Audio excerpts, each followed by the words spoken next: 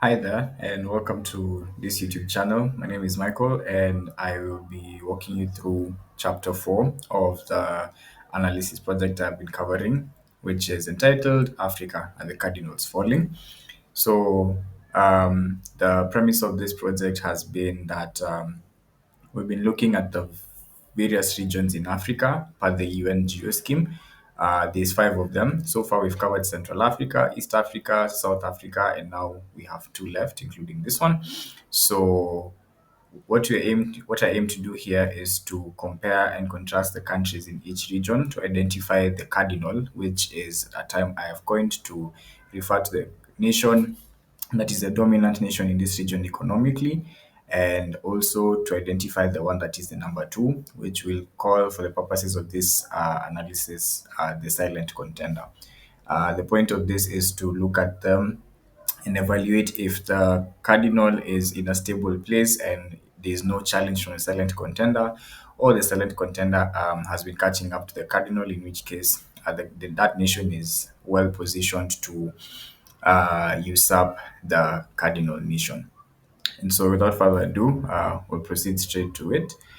Um, a bit of an overview before we start is we're going to look at the nations by name just to familiarize ourselves with the country that we'll be looking at here in West Africa. And then we're going to go through the various metrics of comparison, namely population, just to highlight the human capital, which essentially drives all the other stuff. Of course, the economics have a lot of interplay. There is bilateral and multilateral relationships involved, but still, the human capital within each nation is vital to the kind of results it outputs.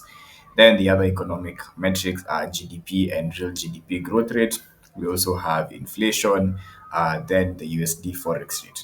After looking at all these insights, we're going to now summarize this in the conclusion. We're going to look at the cardinal vis-a-vis the silent contender across the various metrics that we have covered, just to identify if a cardinal nation in a specific for a specific metric is stable or they are falling.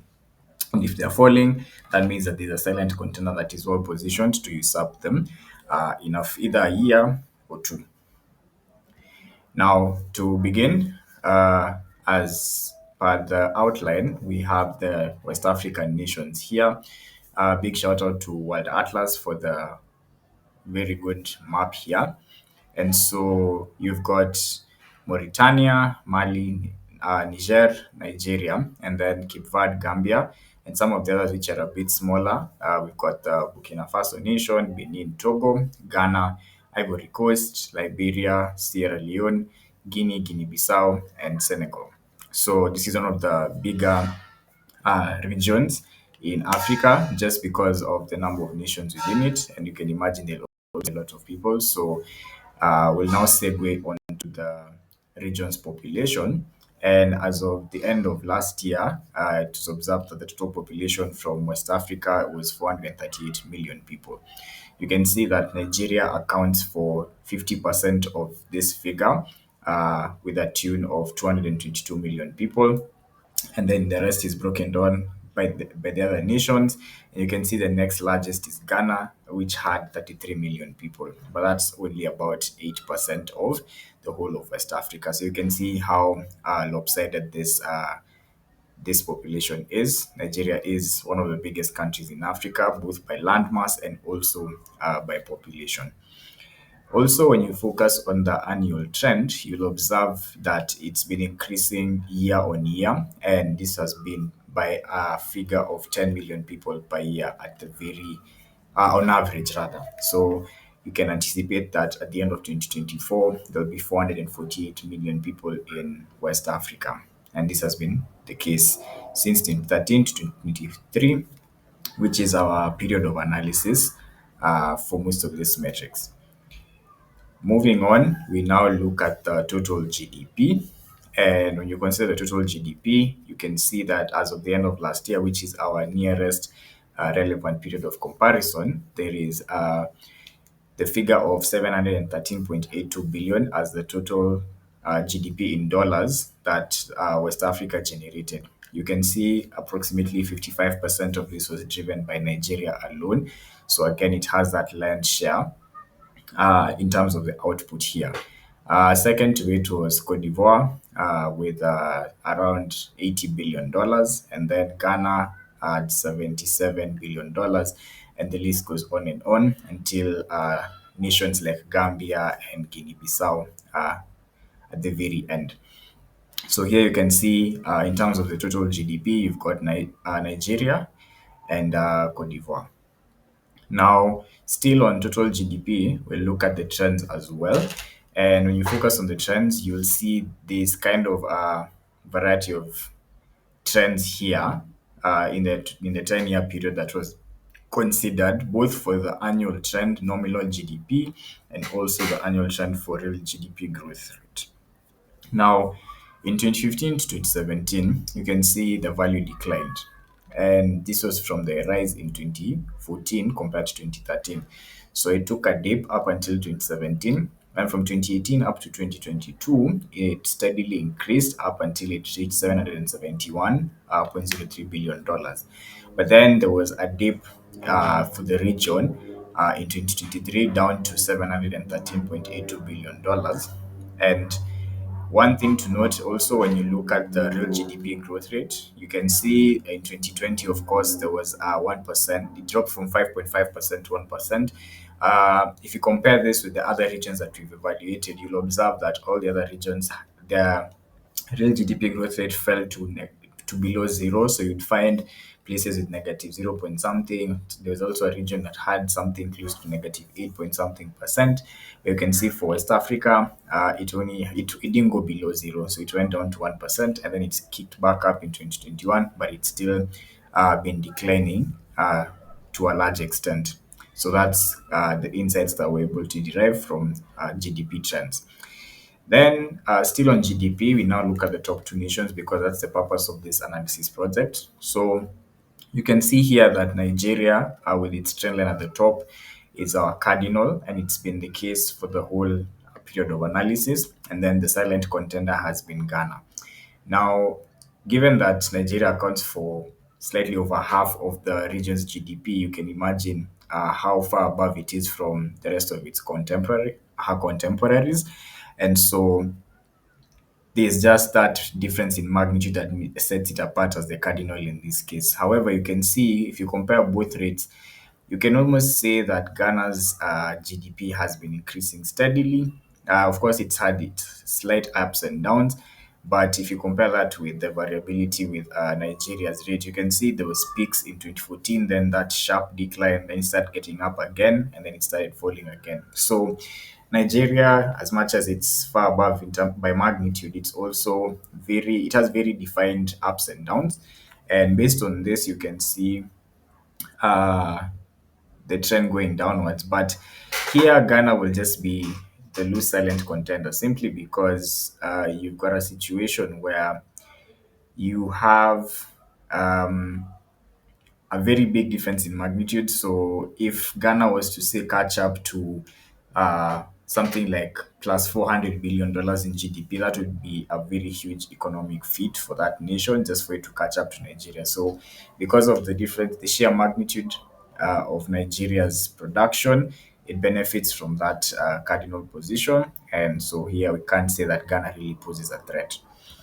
Then, if you focus on again the top two, but now per real GDP growth rate, you can see here that there was kind of a switcheroo happening. So there was an up down switch between the top two nations. So the top two nations here were Benin and Cote d'Ivoire. So in the period of 2013 to 2017, you can see that Cote d'Ivoire was the cardinal because it was growing at a higher rate than Benin. And then from 2017 to 2021, Benin was doing better. Of course, they are definitely showing that they have variability, but if you focus on this period 2017 to 2021, Benin had more. I mean, Cote d'Ivoire, sorry, had more variability than Benin. And then after 2021, so you look at the period 2022 to 23, Cote d'Ivoire again became the cardinal, so that's the switch that happened again. And you can see that as much as they're trending downwards, there's just that difference in magnitude. So Benin's rate has been declining faster than the rate of Cote d'Ivoire. And so again, there's a chance that they might swipe again just because of what you've observed from the past, but like there's a chance here that it won't happen in time soon. So you can say here with Cote d'Ivoire being the cardinal, Benin doesn't really pose a threat maybe in the next 1 year. Moving on from GDP, we now consider the inflation, and here inflation is consumer price index (CPI) inflation. Now, you can see that for the period 2013 to 2020, inflation here was low, and this was actually very low compared to other regions that we've considered, who at the very least had inflation rates of 4 to 5% as their minimums. So for West Africa here, we can say it was doing pretty well. And here, what's been charted is the median of the whole region. And then you can see from 2020 to 2022, it was sharply increasing, with the dramatic rise up to 9.4% in 2022. That did ease in 2023 down to 5.1%, but now it will remain. It remains to be seen what will happen this year. Of course, it would be better for West Africa if it dropped lower by the end of this year.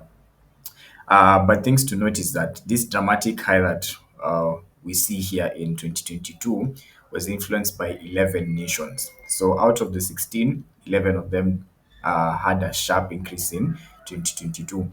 And if you drill onto the top three that drove this rise, Ghana, this was actually very shocking to me. Ghana had an inflation rate of 54%, Sierra Leone 37%, and Nigeria 21.3%. So I can only imagine the kind of living standards that Ghana, Sierra Leone, and Nigeria had in 2022 must have been really rough for it to be that high. So, but that's now, those are the top three nations of the 11 that drove that 9.4 that we're seeing at 2022. When we now look at the top two nations, remember here for inflation, the lower the better. So one thing to note as you look at this chart here is that the y-axis has been inverted because the lower the inflation rate, the better. So first of all, of course, you can see here our top twos that we're looking at is Benin and Cape Verde. They've also been having a sort of switcheroo happening between them from 2013 up until 2023. But so one way to kind of distinguish the two was to look at the standard deviation of the inflation rate as it had been changing year on year.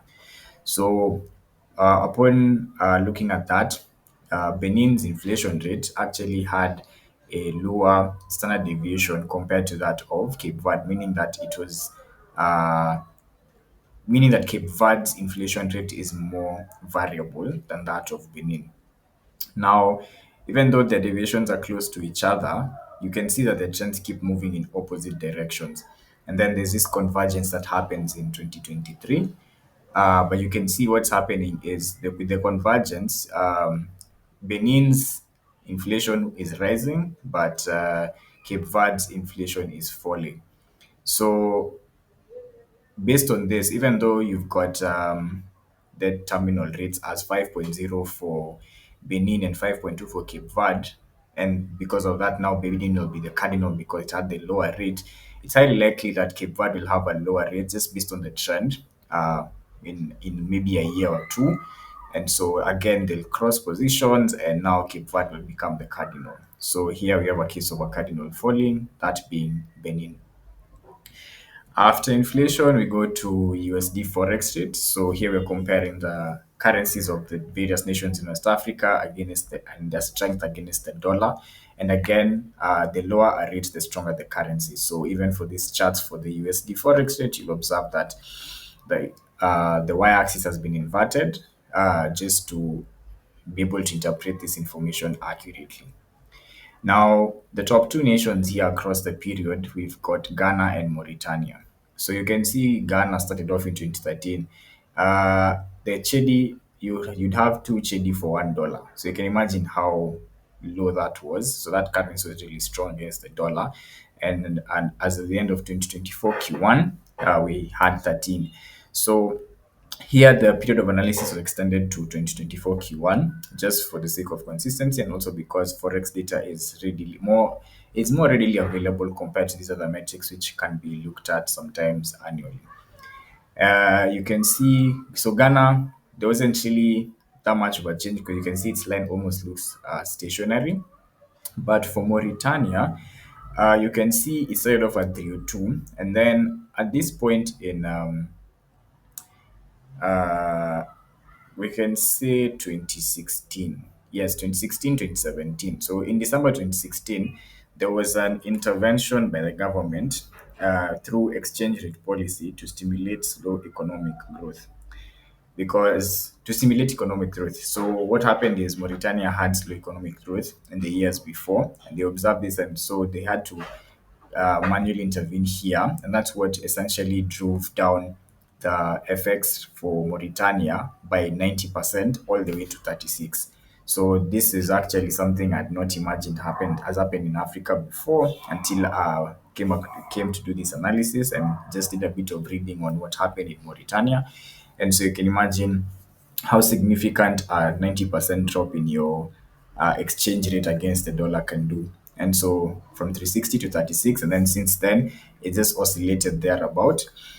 So after this, you can still see that even though it's the number two and there was that big intervention years back, Ghana is still far above it, and so there's no likelihood that Mauritania, as a silent contender, will challenge Ghana for time to come.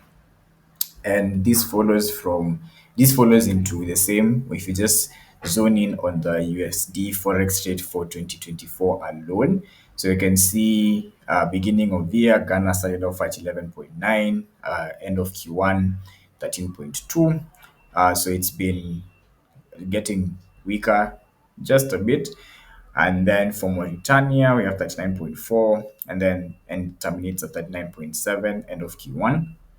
So still, they're both moving stably in a sense. There's not really dramatic rises and drops. But again, with Ghana as the cardinal here, Mauritania as a silent contender doesn't really challenge it. And this might continue to be the case in years to come. And then finally, for the USD forex rate, we also look at the trend of the stability. Now, stability here was approximated using a standard deviation, and that's what I've coined the forex sigma. So the lower the sigma, the better, and so this is why the y-axis has also been inverted here. Now, when you consider the whole period 2013 to 2024, end of Q1, you can see that Ghana had the lowest variability in the region, and then after it was Cape Verde. So between 2013 and 2021, you can see Ghana was relatively stable across board, but Cape Verde was just up and down, swinging across. And then from 2022, they started moving in similar directions. And yes, when you look at both these trends, you can see that they're both declining in their variability, which is good for their currencies. Uh, and you can also see because of the way they were moving together, I dug deeper into their correlation and noticed that they have a correlation coefficient of 0.31. So that's maybe moderate positive correlation here, which can be illustrated how the lines are moving together. So you can see that from this point forward here. Now, even though there's that reduction in volatility, and of course for Cape Verde is slightly more than that of Ghana, it's unlikely that Cape Verde as a silent contender here will usurp Ghana. So this remains to be seen, of course, but this will continue to this doesn't look Ghana still looks rather that it will maintain its cardinal position. And so, well, now we've come to the conclusion where we'll just summarize what insights we've derived, specifically comparing the cardinal to the silent contender, and then looking at the indication of a falling cardinal or not. So population, Nigeria we saw accounts for half of the population in this region, and then after it is Ghana. So there's a low likelihood that Ghana will usurp Nigeria, so Nigeria isn't falling in that sense. Also, when you consider GDP, Nigeria accounts for slightly like 55% of the region's GDP. So again, even though Ghana is a silent contender, we don't have an indication of a falling cardinal there because there's not really a challenge from Ghana in this sense. Although, in my personal opinion, I think if you look at the other metrics, if Ghana was a larger nation or was as large as Nigeria, I think it would give Nigeria a run for its money. It's just that now Ghana is smaller, both by number of people and also just the scale of their production, and so on and so forth. But if you consider the kind of strength it shows in FX, if it was as large as Nigeria, it would really pose a challenge to Nigeria in that region. You've got the real GDP growth rate, where the cardinal was Cote d'Ivoire, the silent contender was Benin. And so, based on what we saw in how they were switching that the switcheroo that we observed, uh, Benin doesn't really Benin doesn't really pose a threat to Cote d'Ivoire. It's actually Cote d'Ivoire that took over, and it might stay that way for some time to come. The only place I think we saw a fall in cardinal was in inflation. In this case, where Benin was the cardinal and then Cape Verde is a silent contender. So again, there was a switcheroo here, but now we saw that Benin had its time, and now Cape Verde is on the rise in terms of a declining inflation rate. And so here, yes, the cardinal is falling in terms of Benin, and then Cape Verde is poised to take over. And then when you consider the USD forex rate insights that we've derived, you can see Ghana was the cardinal across board, but Mauritania has not been able to challenge it on the nominal FX rate so far, and also on the stability rate, Cape Verde has more volatility compared to Ghana. So again, Ghana is sitting pretty when it comes to the FX. Now, of course, there's a table there that shows the next election year for each nation. You can see nations like Ghana, Guinea-Bissau, Mali, Mauritania have elections this year. So, and some of them actually fall here. So you can maybe imagine, we can try and anticipate what kind of changes we expect to occur, uh, which will affect the economics, because politics has a big influence on the economies of a nation, just from a policy making perspective, and also maybe an interruption or a continuation of the bilateral and multilateral deals that may be benefiting or hurting some or all of these economies. So this might change based on these elections that are occurring. So you can see like Ghana here, you can see Mauritania as well, and so on and so forth. So that's what it's been for West Africa. I thank you for your attention and your time. If you have any questions, I invite you to ask. And also, if you have any comments or just any additional insights that you either derived or that came to mind as you looked at this, I will really appreciate the engagement, just so that I can also learn more, because this is, of course, just a bird's eye view of these nations. If you're definitely living there, you have more of a feel of what's happening on the ground.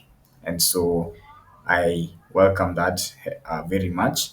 And again, thank you so much. So now, if you've been paying attention, and I hope you have, you know which is the remaining region that we need to cover.